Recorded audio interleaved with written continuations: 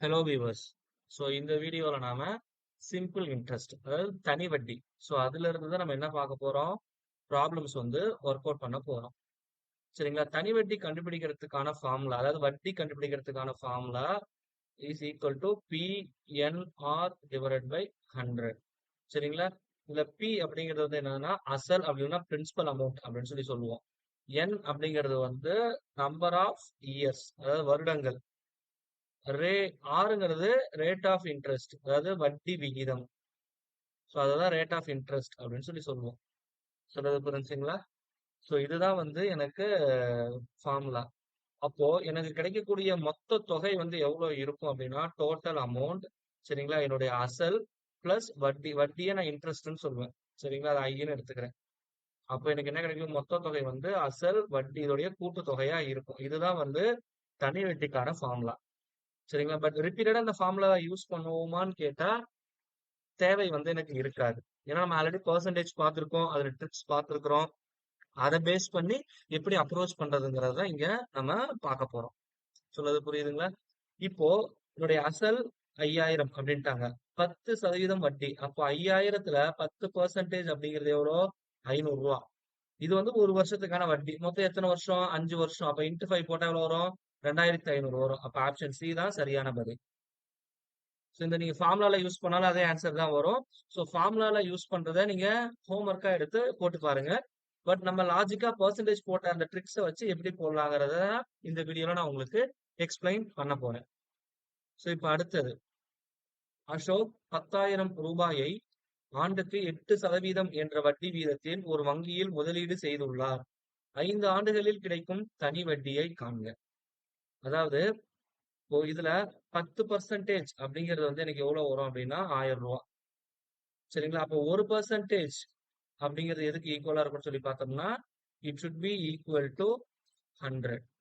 அப்போ 2%னா எனக்கு எவ்வளவு வரும், இன்டூ 2, 200 ரூபா. இங்க ஆக்சுவலி எனக்கு 8% கொடுத்துருக்காங்க. அப்ப 10ல ஐ மீன் 10% 1000 ரூபாய், இதுல 200 ரூபாயை கழிச்சிட்டோம்னா 2%, மீதி 8% எனக்கு கிடைச்சிடும். சரிங்களா? அப்ப எனக்கு எவ்வளவு கிடைக்கும் அப்படின்னு சொல்லி பார்த்தோம்னா 800 ரூபாய் கிடைக்கும்.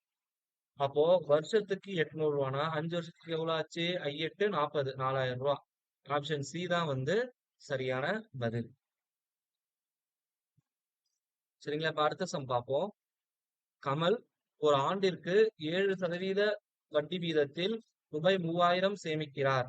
ஓராண்டு முடிவில் அவர் பெறும் தனி வட்டியையும் தொகையையும் காண்க. சரிங்களா? இப்போ என்னன்னா அவருடைய அசல் வந்து 7,000, ஐ மீன் 3000 அப்படின்ட்டாங்க. சரிங்களா? இதுல 10% அப்படிங்கிறது வந்து எனக்கு எவ்வளவுனா 300 ரூபாய். இதுல 1% அப்படிங்கிறது வந்து எவ்வளவு அப்படின்னு சொல்லி பார்த்தோம்னா 30 ரூபாய்.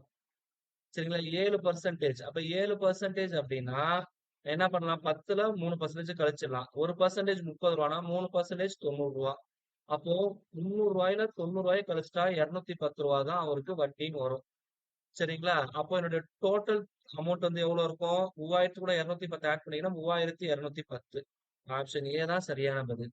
அண்ட் மோர் ஓவர் இங்க 210ன்னு வரக்குள்ள என்னுடைய ஆப்ஷன்ல பாத்தீங்கன்னா 210 ஒரே ஒரு டைம் தான் இருக்கு. அப்ப அதுதான் என்னுடைய சரியான பதிலா இருக்கும். மத்தது கண்டுபிடிக்கணுங்கிற அவசியம் இல்லை. சரிங்களா? இப்ப அடுத்தது, ஆண்டு ஒன்றுக்கு 6% தனி வட்டி வீதம் 8 ஆண்டுகளில் 7,500க்கான தனி வட்டி என்ன அப்படின்னு கேக்குறாங்க. இது ரொம்ப சிம்பிள். அகைன் இதுல 10% அப்படிங்கிறது வந்து எவ்வளவு அப்படின்னா 750 ரூபாய். அப்போ 5% அப்படிங்கிறது வந்து இதுல பாதி. கரெக்ட்டுங்களா? இப்போ 750ல பாதி வந்து எவ்வளவு வரும், 375 ரூபாய் வரும். சொன்னது புரிஞ்சுங்களா? அப்போ இது வந்து 5%க்கான வேல்யூ.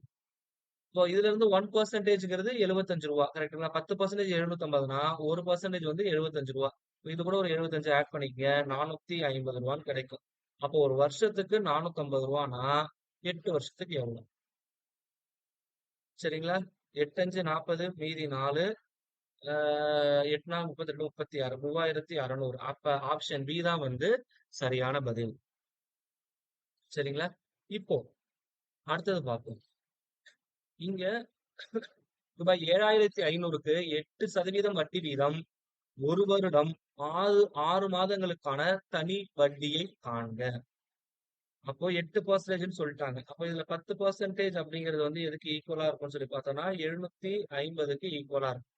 1% அப்படிங்கிறது வந்து இட் இஸ் ஈக்குவல் டு 75. அப்ப தேர்ஃபோர் 2% வந்து எதுக்கு ஈக்குவலா இருக்கும்? 150 ரூபாய்க்கு ஈக்குவலா இருக்கும். இப்ப இந்த 10%ல 150 கழிச்சிருங்க. இதுதான் 8%க்கான வட்டி.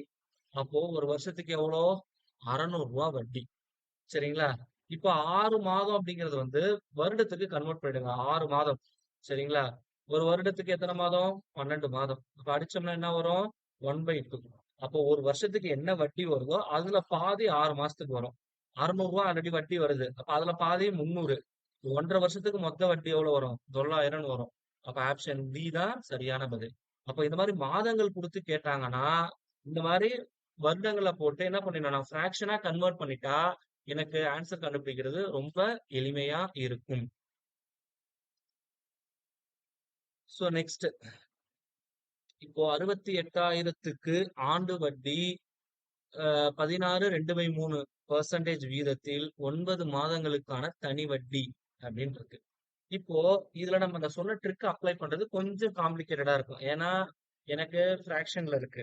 அட் த சேம் டைம் இங்க வருடங்கள் கொடுக்கல, மாதங்கள் கொடுத்துருக்காங்க. சொல்றது புரியுதுங்களா? அப்போ வட்டி I is equal to எனக்கு என்ன ஃபார்முலா? PNR/100 இதுல தான் போடணும். இப்ப நீங்க லாஜிக்கா போட்டீங்கன்னா இட் கன்சியூம்ஸ் டைம் அண்ட் குழப்பிக்கவும் செய்வீங்க. இப்ப பிரின்சிபல் அமௌண்ட் வந்து எவ்வளோ? 68,000. சரிங்களா? டிவைட் பை 100ன்னு போட்டுக்கிறேன். இன்டூ என்னோட வேல்யூ வந்து என்னன்னா 16/2/3 நான் எப்படி எழுதலாம்னா 50/3 அப்படின்னு எழுதலாம். இன்ட்டு 9 மாதங்கள் அதை வருடத்துல கன்வெர்ட் பண்ணோம்னா 9 டிவைட் பை 12 அப்படின்னு போட்டுக்கலாம். இப்போ 3ஆல் அடிச்சோம்னா 3, இங்க அடிச்சோம்னா 4. சரிங்களா? இங்க 50ஆல் அடிச்சோம்னா 2. சரிங்களா? அப்ப தேர்ஃபோர் 4 2 8. அப்ப தேர்ஃபோர் 68,000 டிவைட் பை 8 அப்படின்னு வரும். 8ஆல் அடிச்சோம்னா என்ன கிடைக்கும்? 8 8 64, மீதி 40, 5 00. 8500 தான் சரியான பதில். ஸோ இதை வந்து நம்ம ட்ரிக்ஸ்ல யூஸ் பண்ணோம்னா கண்டிப்பா குழப்பிப்பீங்க. அதனால இதை வந்து ஃபார்முலா யூஸ் பண்றது தான் என்னை பொறுத்த வரைக்கும் டைம் கன்சப்ஷன் ரொம்ப கம்மியா இருக்கும். ஸோ இப்போ நான் அப்ளை பண்ற மெத்தட் வந்து கொஷினை பொறுத்து மாறும். ட்ரிக்ஸ் யூஸ் பண்ணலாமா, ஃபார்முலா யூஸ் பண்ணலாமா அப்படிங்கிறது வந்து என்னுடைய கேள்வியை பொறுத்து கண்டிப்பா அமையும். சரிங்களா? I hope this video is very clear to you.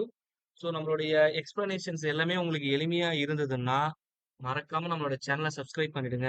உங்க ஃப்ரெண்ட்ஸுக்கும் ஷேர் பண்ணுங்க. ஸோ உங்களுக்கு வேற ஏதாவது சம்ஸ் ரொம்ப கஷ்டமா இருக்கு, எளிமையான முறையில வந்து சால்வ் பண்ணணும்னு எதிர்பார்த்தீங்கன்னா நம்மளுடைய கமெண்ட் செக்ஷன்ல மறக்காம கமெண்ட் பண்ணுங்க. அதுக்கான சொல்யூஷன் கூடிய விரைவில் நம்மளுடைய சேனல்ல போடப்படும். தேங்க்யூ.